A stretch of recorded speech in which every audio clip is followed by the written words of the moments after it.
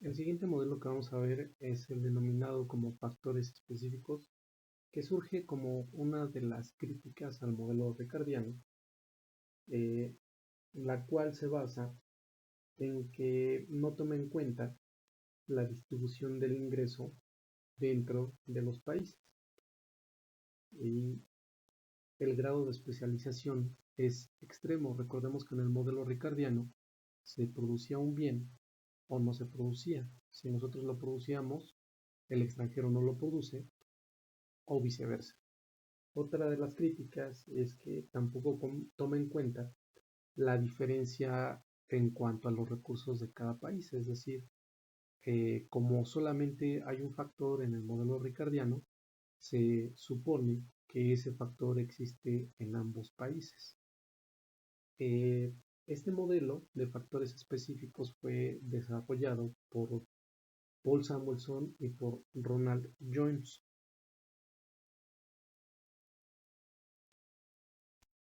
Los supuestos de este modelo es, por el momento vamos a ver una economía cerrada y vamos a tener en el modelo más sencillo dos bienes. En el libro de Krugman se manejan las manufacturas y los alimentos, aunque bien podemos tomar pues genéricamente los bienes X y Y, como también vamos a hacer en algunos ejercicios a través de este apartado. Y a diferencia del modelo ricardiano, en donde solamente se tenían un factor, en esta ocasión se tienen tres factores. La tierra, representada por la letra T, el trabajo, con la letra L, y el capital. El trabajo es considerado el único factor móvil y por esto se refiere el modelo a que es móvil entre sectores. Es decir, los dos sectores que tenemos en la economía es el de manufacturas y alimentos, y el trabajo se puede mover libremente en cualquiera de esos dos sectores. Los otros dos factores son los llamados factores específicos, que cada uno de los bienes eh, utiliza para la producción de cada uno. Por lo tanto, las funciones de producción que se emplean en cada uno de los dos sectores emplean a dos factores. En el caso de las manufacturas, el factor específico es el capital, que como ya dijimos también el factor móvil, bueno, está en ambos sectores o en la producción de ambos bienes, por lo tanto es móvil entre cualquiera de ellos. Y la producción de alimentos utiliza el factor específico tierra y también al factor móvil trabajo.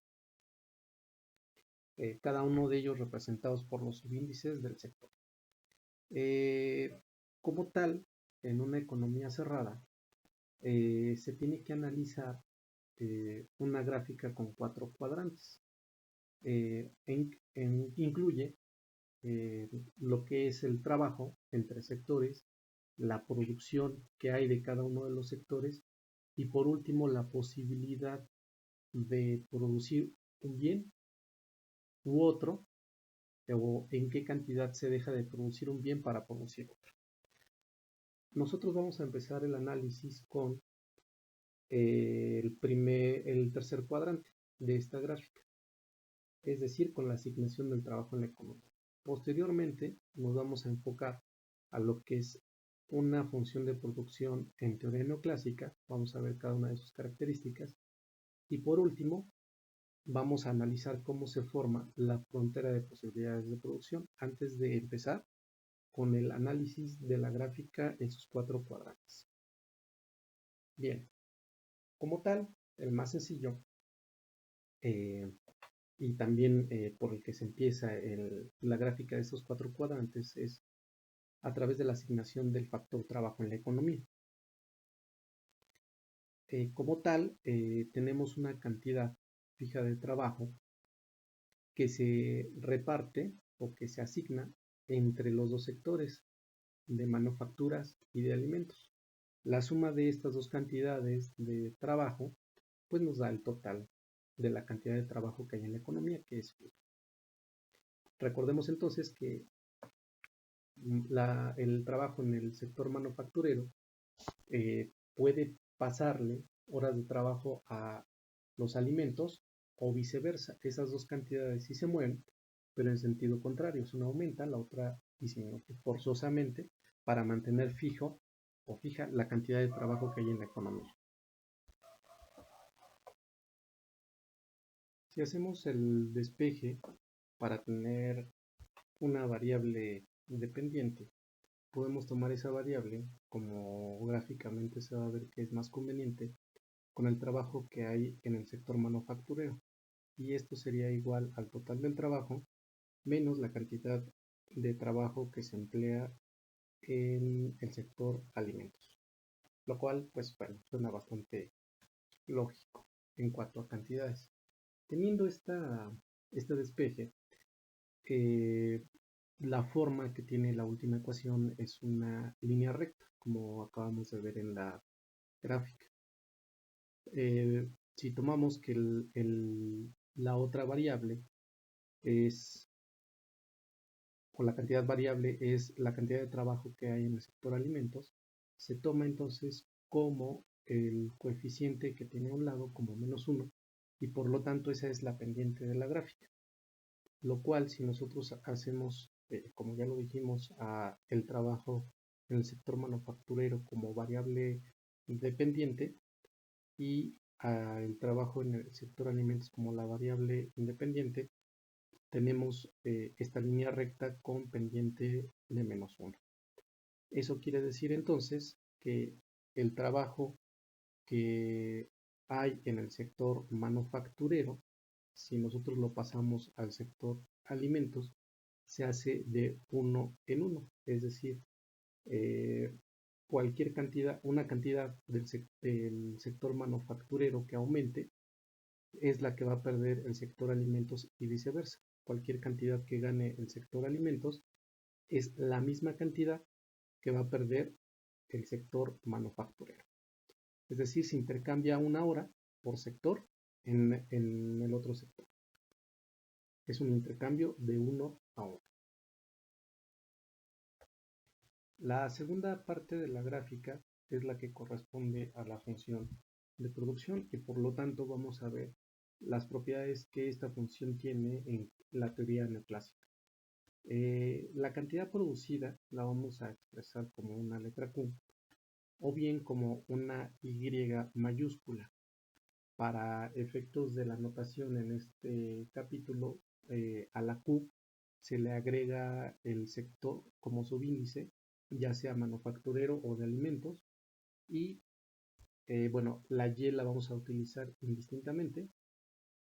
Y en el otro capítulo que vamos a ver más adelante, también vamos a utilizar esta cantidad con una letra F mayúscula. En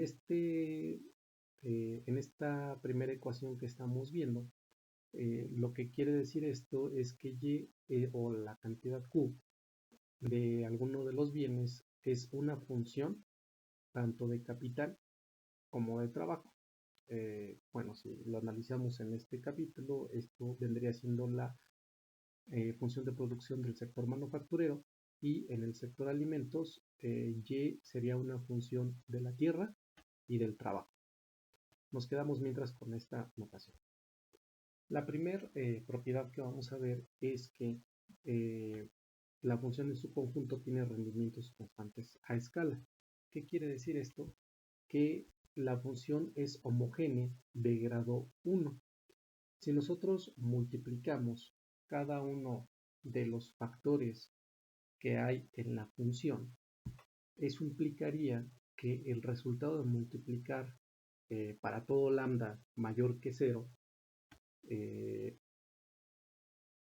cada uno de los factores, eso nos daría como resultado que la cantidad producida en conjunto se multiplica por lambda veces. Recordemos que lambda es un número positivo y bueno, lo que quiere decir esto, o un ejemplo, es que si nosotros tenemos, no sé, un horno para hacer pan y dos trabajadores que producen, eh, vamos a suponer, 4 panes, eso querría decir que si nosotros multiplicamos por el doble cada uno de los factores, eso querría decir que también la cantidad producida se va a multiplicar por el doble. La segunda de las propiedades de esta función de producción son los rendimientos decrecientes de cada uno de los factores. Esto implica entonces que si nosotros variamos solamente un factor, eso implica que si nosotros hacemos la derivada para ese factor, la primera derivada sería positiva. Es decir, hacemos la derivada de la función con respecto, en este caso con respecto al capital, y lo que vamos a tener que esa derivada va a ser positiva. Es decir, a medida de que nosotros aumentamos el capital, también la producción lo va a hacer en forma positiva. Pero si nosotros obtenemos la segunda derivada, eso implicaría que esta es menor que 0. Lo cual quiere decir entonces que a medida de que nosotros estamos aumentando la producción, lo estamos haciendo de forma cada vez menor, positiva, pero menor, como lo vamos a ver gráficamente más adelante. La tercera propiedad de la función tiene que ver con las condiciones de Inada, que básicamente lo que nos dicen son la forma gráfica de la función. La primera de ellas es que si nosotros analizamos la derivada de la función con respecto al capital, esto es la productividad marginal del factor, en este caso del capital. ¿Sí? Eso implica entonces que, esta condición implica entonces que cuando nosotros aumentamos el capital de forma pues muy grande, acercándose a infinito, eso implica entonces que en el límite la productividad marginal del capital sería igual a 0.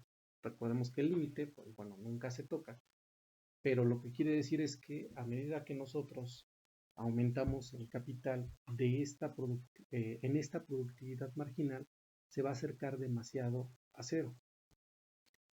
La otra, pues, bueno, es al revés, ¿no? Si nosotros lo que estamos haciendo es disminuir la cantidad de capital, entonces la productividad marginal del capital en esta función de producción se aproxima a un número muy grande. En el límite, pues eso vendría siendo el infinito.